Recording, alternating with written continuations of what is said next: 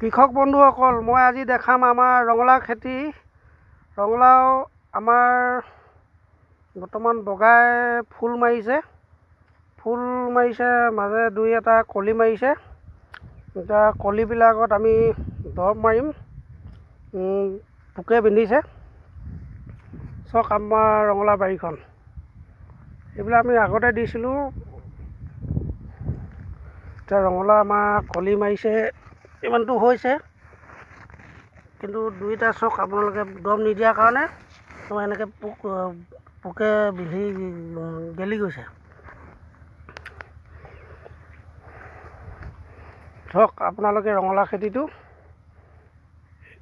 এতিয়া আমি বাৰীতে ভাত বনাই খাম, টিফিন লৈ অহা নাই। বাৰীখন আমাৰ যথেষ্টখিনি দূৰত। এইটো আমাৰ চাংঘৰ, বৰ ভালকৈ অনুমান কৰিব পৰা নাই চাগে।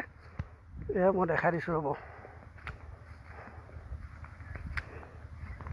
এয়া আমাৰ চাংঘৰটো এইখন দৰ্জা।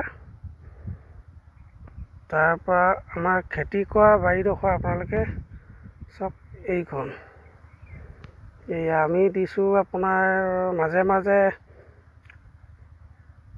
সৰিয়হ সিঁচিছোঁ, মূলা সিঁচিছোঁ। আজি মূলা উঘালিছোঁ আমি। আলু বহা নাই, আমি পাতটো বিকিম, কাৰণ ডাঠ হৈ গ'ল। আলুৰ কাৰণে আমি হেঙা কৰি ৰাখি গৈছোঁ। তাৰপৰা আমাৰ এই কাষত এইবিলাক চাওক বগৰী গছ।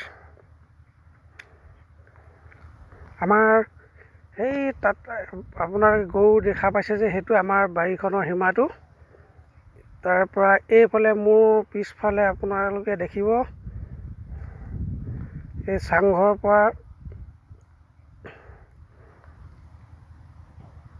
এইয়া ধান খেতি এডৰা ওলাই আছে, তালৈকে সীমাটো আছে। তাত আমাৰ কচু আছে। এতিয়া আমি বতৰ বেয়া কাৰণে কচু খন্দা নাই। কচু বতৰ ভাল কৰিলে আমি কচু খান্দিম, কাৰণ ইয়াৰ পৰা উলিয়াবলৈ অকণমান যথেষ্টখিনি দূৰ হয়। সেইকাৰণে আমাৰ গাড়ী নোসোমায় কাৰণে আমি কান্ধতে নিব লাগিব। সেইকাৰণে আমি কচুটো এতিয়া আমি শুকান হ'লেহে খান্দিম। কচু আপোনালোকৰ এতিয়া আমি ঘৰত খাই আছোঁ বাৰু, ঘৰৰ 1 কেজি এনেকৈ উঘালি মেলি লৈ যাওঁ।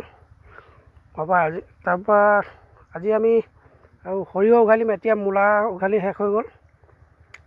ইয়াকে বন্ধুসকল সামৰিছোঁ আৰু মোৰ বাৰীখনৰ খেতিটো দেখাই।